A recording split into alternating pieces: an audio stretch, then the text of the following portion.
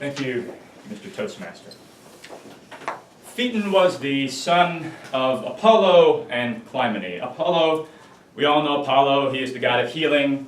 His oracle would tell you the future so long as you made a very generous donation to the temple at Delphi. But that's beside the point. He would speak to the oracle and tell you your future. And Clymene was a sea nymph. And she and her fellow sea nymphs would frolic and play, and they would later have a mania named after them, but that is another story. But it seems that having divine parents, sublime you might even say, parents, would be a wonderful thing. It seems like, you know, if Apollo's your dad, it'd be really, really cool.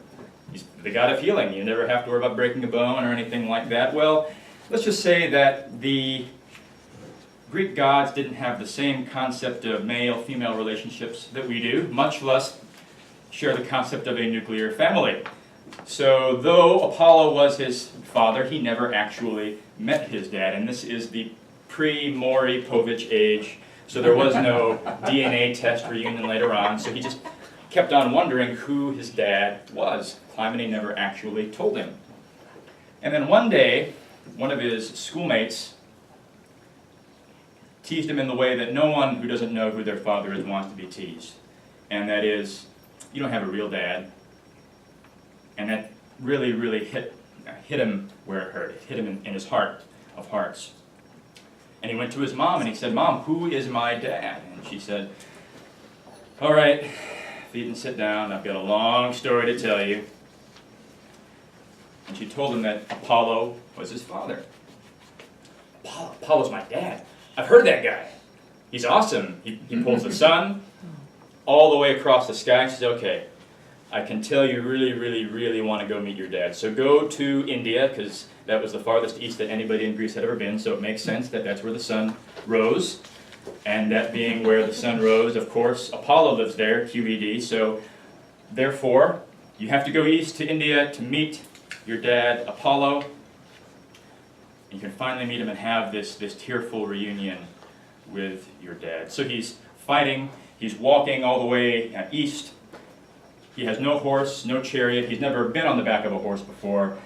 And after his long, long journey of hacking his way through jungles and climbing mountains, he finally gets not just to the temple of Apollo, but to Apollo's house.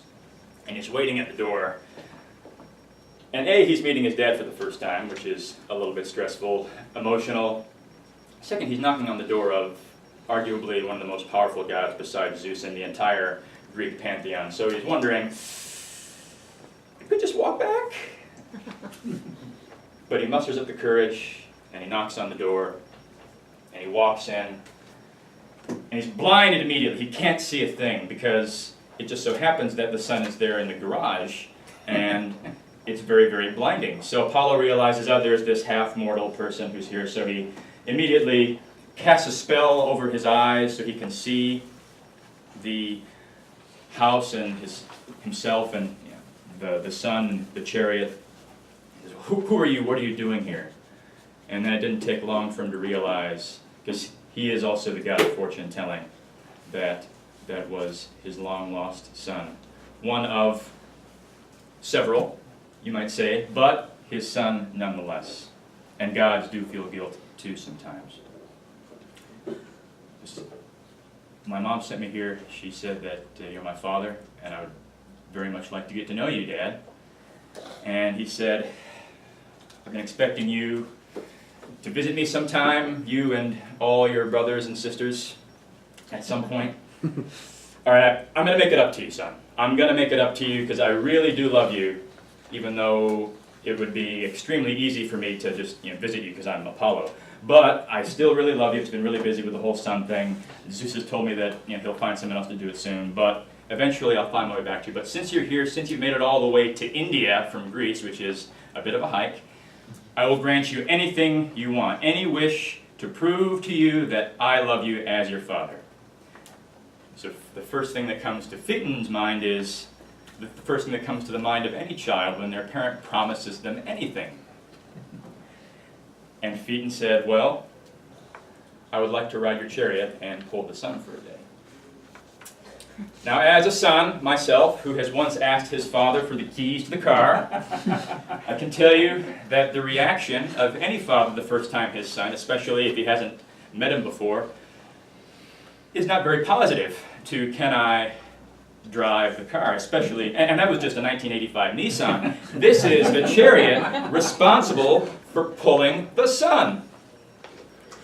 And Apollo had the reaction that any parent who realized immediately after they made a promise for too much that they promised too much, well, anything but that, really. You can have anything but drive the chariot. At this point, Phaeton realizes that he has his hands on Apollo's heartstrings. He says, well, if you really, really love me, you'd let me drive the chariot, Dad. And Apollo said, take it from me, son, that the fact that I don't want you to drive the chariot means that I really do love you. It is not a Geo Metro. It is not a car that you want to start driving in. There is no brake in the passenger seat for a driver's ed instructor. I don't think they have those anymore, but I recall once upon a time that was a thing. And you really don't want to drive this chariot. If it's the first time you've ever seen a horse, these horses are kind of a bit much for a beginner.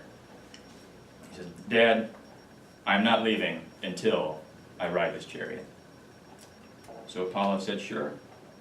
And he went over and he grabbed the keys to the chariot, and he's walking Phaeton over to the garage where he's got the fancy chariot, and it's the first time that Phaeton's ever seen something so magnificent. The entire thing is covered with diamonds, encrusted with diamonds the size of your fist, so that when he's pulling the sun, the light is scattered in every direction, blinding to any mere mortal unless they have a special spell over their eyes.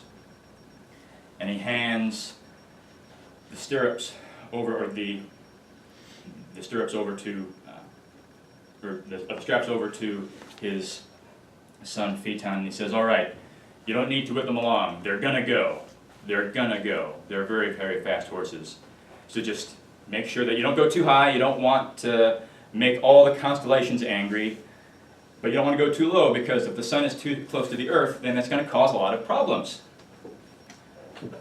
And the moment that Phaeton stands in the chariot, the horses dash off, and they're going at breakneck speed. And he's not only never driven a chariot before, now he has to fly a chariot. This is a chariot that's pulling the sun, and the sun, it's in the sky. He's got to move in 3 dimensions. He's not only learning how to drive, he's learning how to fly. So he's moving along, and he's flying up, and he realizes that he's flying too high, but he's flying too high. He's getting too close to all the constellations. So there's Cancer the crab, that he's dodging the clippers from Cancer the crab. He's dodging swipes from Ursus the bear. And he's realized, I'm flying too high, I'm going to die. So then he starts going too low, and he's getting too low, too close to the earth. And he's flying over Africa, and he turns the wetlands that were the Sahara into a desert, because the sun is so hot. And then he's going every which way. He's driving all over the road. I'm an Asian driver, so I can say that he's driving all over the road. He can't drive straight. And then finally, Earth and Poseidon both say, what have we done to deserve this? They don't realize that Apollo is not at the wheel, so they think, what have we done to deserve this? The wetlands that were the Sahara are now a desert. Everything is going terribly. It's really, really hot for us. We're not going to survive. Why are we being killed this way, Zeus? And then Zeus realizes that this has to end. Otherwise, the world will end. So he casually looked down from Mount Olympus. He threw a thunderbolt, and down crashed Phaeton like a shooting star. And he landed by a river and fell to his death, unfortunately. And over his grave was a stone that said, driver of Apollo's chariot Phaeton, struck by Jupiter's thunder, rests beneath this stone. He could not rule his father's car of fire, yet was it much so nobly to aspire.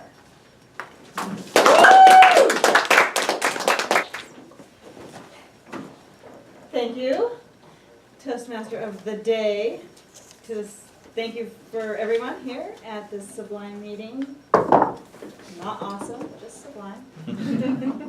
And of course, John, goodness, John, your speech #1 in the folktale storytelling manual. So everyone here has heard a little bit about the fact that it's all storytelling.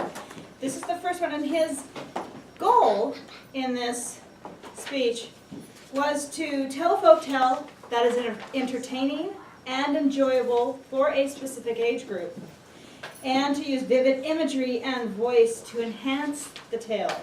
And upon asking him what he was looking for me to watch for, was that he was using evocative body language in telling the story.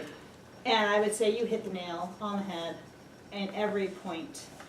The story was well thought out. He knew what he was going to say. He knew the storylines. He opens with the characters, letting us know a little bit about who they are. Also bringing into question the moral of the story, which, as we would find out at the end, of benefits of having these gods as parents, and then going through the tale. And I guess we all kind of found out maybe the benefit wasn't quite what our hero was hoping for. He was confident, clear, told the story in a very interesting way. A few little things that could improve, possibly, such a wonderful performance. He seemed to speed up towards the end. And I think Nora had laughed at something that John had said. And for me watching, there was a click in his performance level. And when you're telling a story, and I know I keep using that word performance, but when we tell a story, we are performing.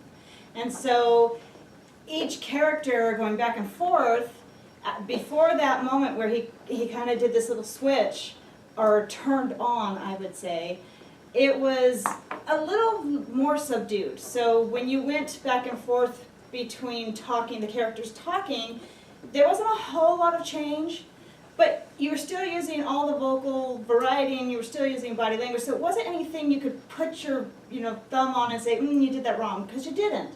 However, once that switch happened, and look back and watch, you'll see there's just this energy, and then this happened, and then this happened. And so I would just recommend that bring that energy into the very beginning. Imagine right from the start that you're just on fire with the story, and let that sustain.